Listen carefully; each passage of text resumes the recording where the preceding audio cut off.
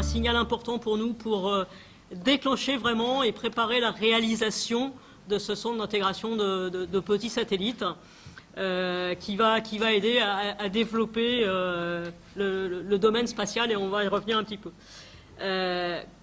Comme vous l'avez vu dans le film du CNES, le spatial contribue à énormément de traitements ou d'aide dans les défis auxquels on peut être confronté dans tous les pays, que ce soit des défis agricoles, miniers, environnementaux, humains, mais aussi la sécurité des populations, des frontières, et évidemment ce spatial, il doit maintenant s'intégrer complètement dans notre quotidien.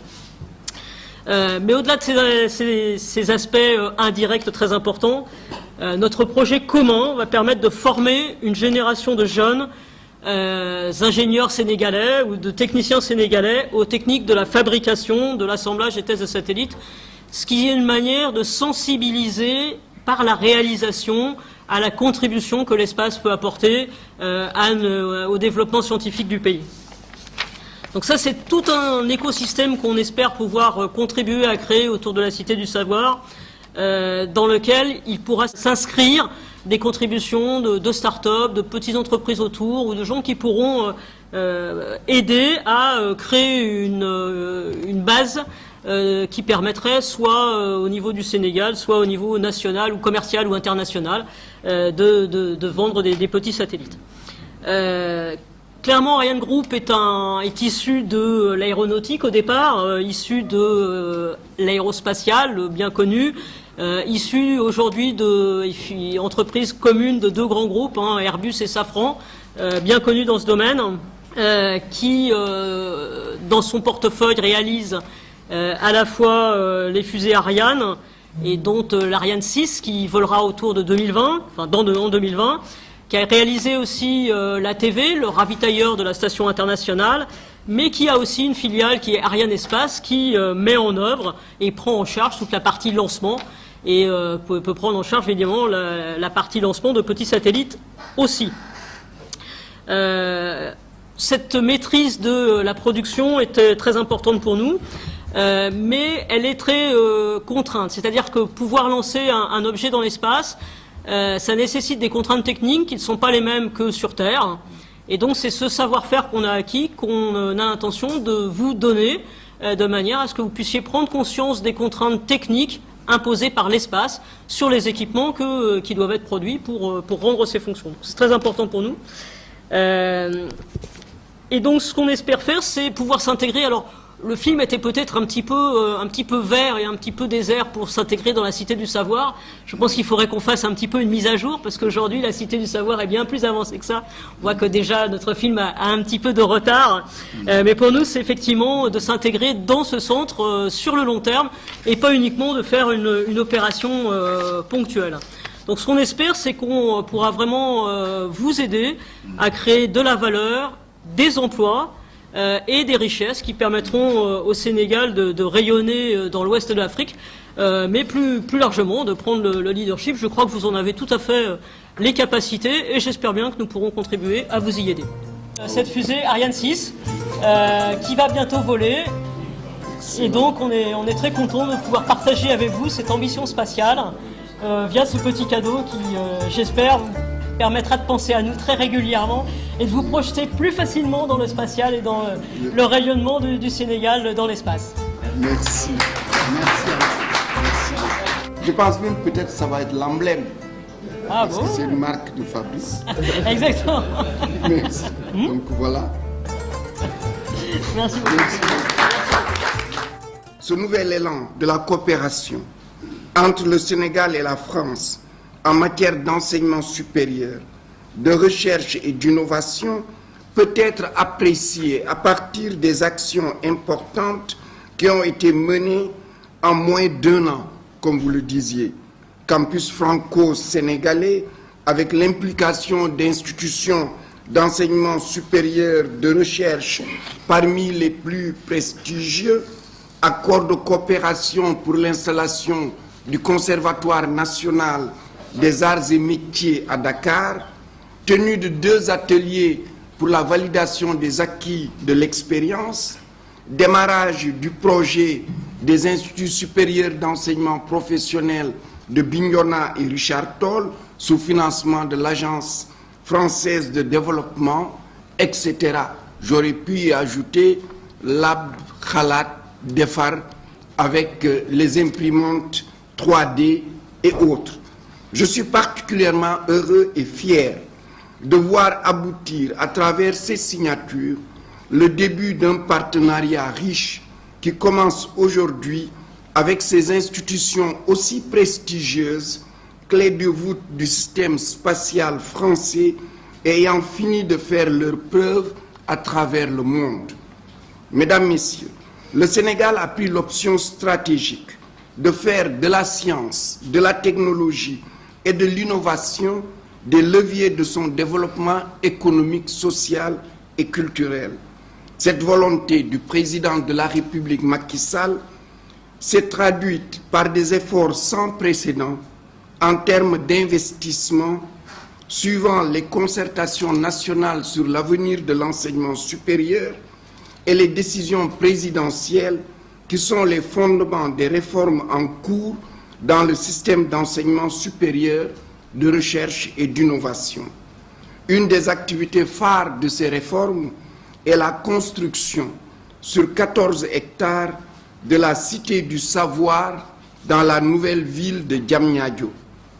Et dans cette Cité du Savoir, il y a l'Institut des sciences et technologies avancées, ISTA, qui abritera des licences et masters interuniversitaires dans différents domaines émergents des sciences et technologies, dont les sciences et techniques spatiales, la télédétection, les systèmes d'information, l'intelligence artificielle, le big data, la robotique, la génétique moléculaire, la cybersécurité, etc. D'ailleurs, pour certains de ces masters et autres, la validation nationale s'est faite et au mois de septembre dernier, s'est tenu aussi l'atelier de validation internationale. L'ambition recherchée à court et moyen terme est de stimuler, dans ce cadre, le développement des technologies qui puissent accompagner les transformations importantes et produire les innovations nécessaires au maintien et à l'accélération de la croissance de notre économie. Nous sommes sur une pente ascendante de croissance, puisque le Sénégal est depuis 4 ans avec un taux de croissance de plus de 6%. En fait, une moyenne pour les 5 dernières années de 6,6%. Il faudrait maintenir et accélérer ce taux pour que dans les années à venir, qu'on arrive à un taux de 2 chiffres. Et pour cela, évidemment, il est impératif que l'innovation scientifique et technique puisse entrer en jeu.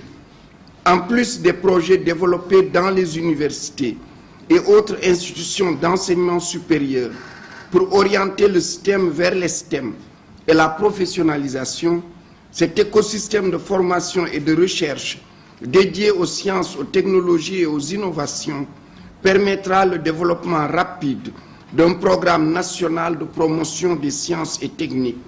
Le Sénégal manifeste ainsi son ambition de tirer très rapidement profit des avantages de la puissance des sciences et technologies de l'espace.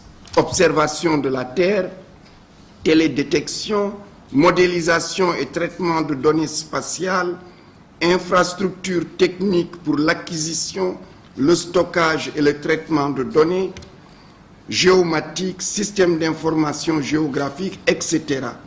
Et la disponibilité d'une grande puissance de calcul pour le développement de services à valeur ajoutée impliquant le big data, l'intelligence artificielle. Ce supercalculateur est acheté et sera livré dans quelques mois. Nous attendons qu'Atos puisse nous le livrer. L'infrastructure physique qui doit l'accueillir sera prête au plus tard le 20 janvier. Donc, dans moins d'une semaine, en fait, quasiment.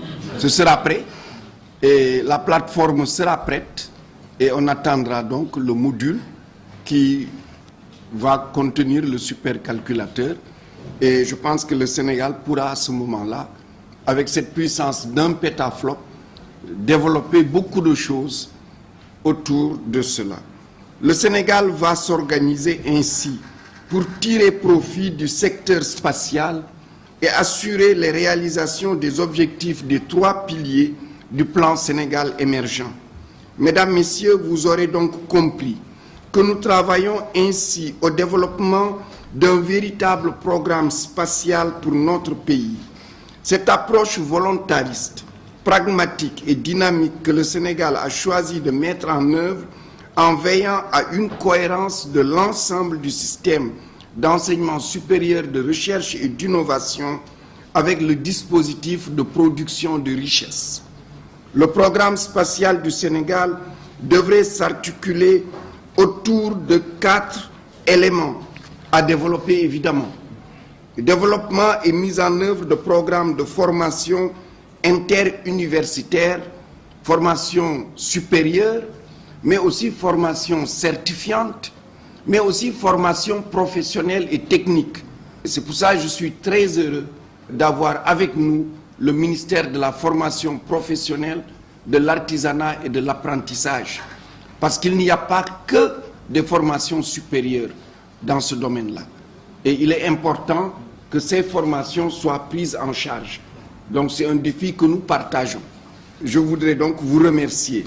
Maîtrise des technologies spatiales et utilisation des données spatiales dans de nombreux secteurs économiques, agriculture, industrie minière, pêche, élevage, génie côtier, environnement, aménagement du territoire, surveillance du territoire et aussi tout ce qui touche évidemment à l'aviation.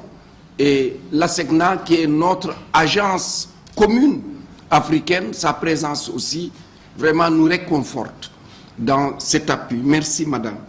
Développement d'une empreinte économique spatiale locale avec le Centre de recherche et développement pour la fabrication, l'assemblage de microsatellites, de CubeSat. Soutien au développement d'une industrie locale et d'un écosystème pour la création et la commercialisation de services additionnels, y compris des applications numériques. Ça, évidemment, c'est au cœur du choix du président de la République, Macky Sall. Il s'agit de faire que notre pays, dans les 5 prochaines années, puisse monter en puissance dans le domaine du numérique et tout ce qui tourne autour. Et c'est un des 5 axes de perspective pour le président, mais aussi c'est un axe majeur puisque le Sénégal a mis en place un financement pour soutenir les startups numériques. Et cette année qui vient de s'écouler, autour de 1 milliard ont été mis pour soutenir les startups numériques et c'est un fonds qui est pérennisé. Je puis vous assurer que le ministère ne ménagera pas de ses efforts pour donner pleine vie à ces partenariats et répondre aux attentes de toutes les parties prenantes. Je vous remercie.